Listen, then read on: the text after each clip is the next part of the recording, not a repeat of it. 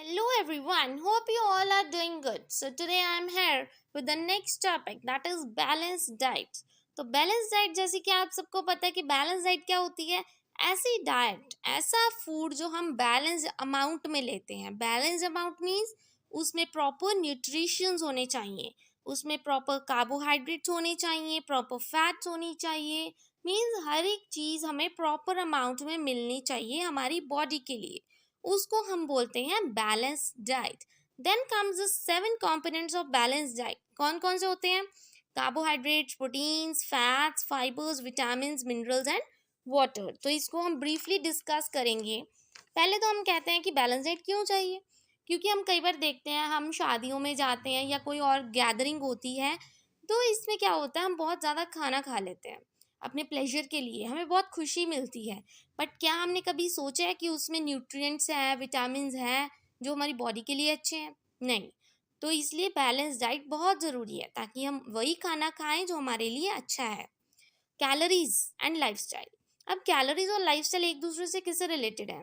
क्योंकि जैसे जो कैलोरीज है ना, वो एज के अकॉर्डिंग, सेक्स के अकॉर्डिंग, ग्रोथ के according and may be at the time of pregnancy, मतलब बहुत नीड्स होती है, अलग अलग नीड्स होती है। जीन से जीन्स ये वेरी करता रहता है कि आपको कितनी कैलोरीज चाहिए, आपकी बॉडी की हाइट कितनी है, बॉडी का वेट कितना है, बॉडी साइज कितना है, आपके हार्मोन्स कैसे हैं।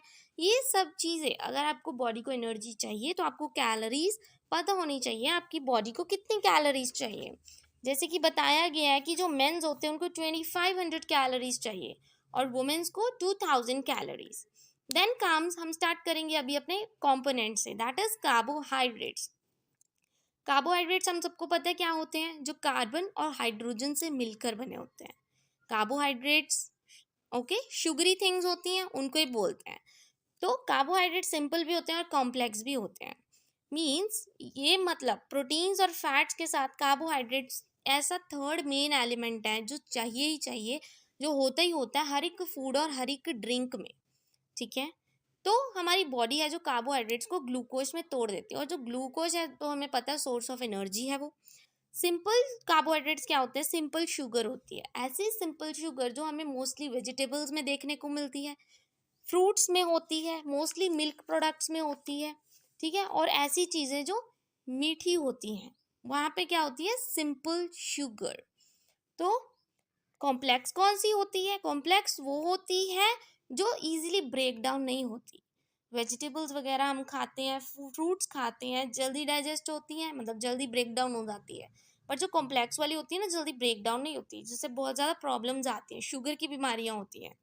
तो ये मोस्टली किस में देखी गई है? ये ब्रेड्स में, केक्स में, पेस्ट्रीज में बहुत ज़्यादा मीठा होता है।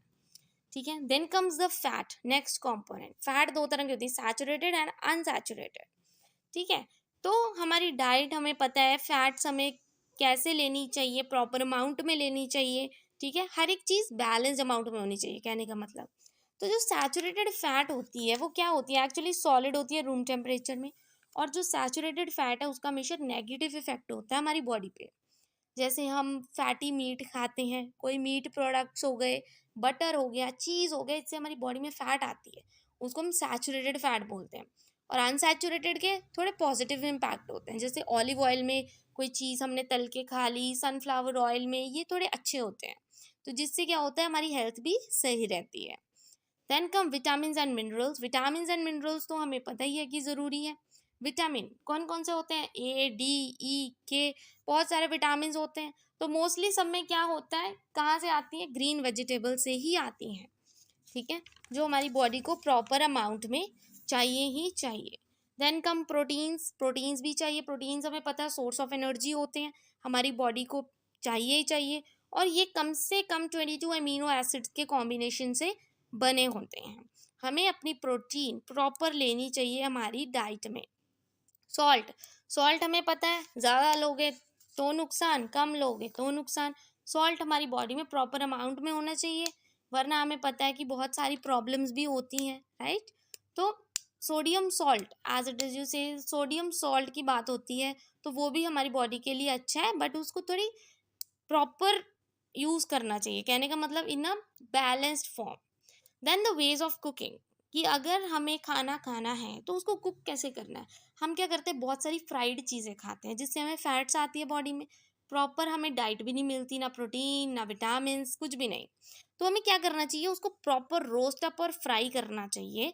हेल्दियर फूड बनाने के लिए उसको ऑलिव ऑयल या रेपसीड ऑयल में या सनफ्लावर ऑयल में, मीन्स ऑयल भी अच्छा होना चाहिए। Then comes the importance of healthy lifestyle. Lifestyle अच्छी जीनी है, कैसे जिएंगे, ईट इन स्मॉल प्रोपोर्शन, थोड़ा थोड़ा खाओगे, आपको लगेगा कि हमने बहुत ज़्यादा खा लिया, इससे आपका माइंड ट्रिक हो जाएगा, मतलब पागल बना सकोगे आप खुद को कि हमने तो बहुत खा लिया अब और नहीं खाना। टेक टाइम टू ईट, आराम से खाओ, जब तक आपको लगता है आपका पेट नहीं भरा, थोड़ी सी उसमें जगह रखो, बट उसको आराम से खाओ। जल्दी जल्दी में खाने की ज़रूरत नहीं है, वरना वो पचता नहीं है। कट डाउन ऑन स्नैक्स, भूख लगती है कुछ हेल्दी खाओ बट स्नैक्स नहीं खाने।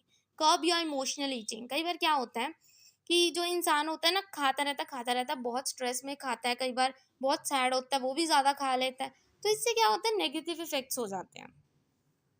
हेल्दी ईटिंग हैबिट्स, हैबिट्स अच्छी होनी चाहिए, वेजिटेबल्स खाने चाहिए, फ्रूट्स खाने चाहिए, हाई फाइबर ब्रेड खाने चाहिए, सीरियल्स, लो फैट मिल्क लेना चाहिए, ठीक है, लो फैट ड्रिंक्स लेनी चाहिए, सैचुरेटेड फैट लेनी चाहिए, ये सब तो आप लिख सकते हो। जंक फूड नहीं खाना चाहिए।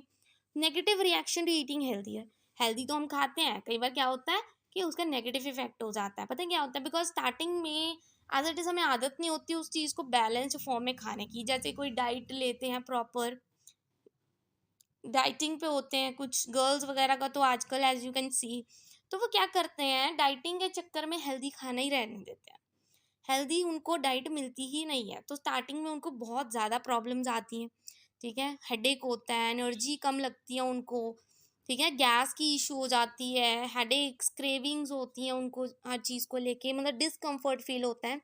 इसलिए उसके नेगेटिव इफेक्ट भी हैं। बैलेंस डाइट तो लेनी ही लेनी चाहिए, बस 1-2 वीक तक ये चीज़ बेटर हो जाती है, क्योंकि अब उसको आदत हो गई है डाइटिंग करने की। I hope this concept of balanced diet is clear to you. Thank you very much, and please don't forget to like and subscribe my channel.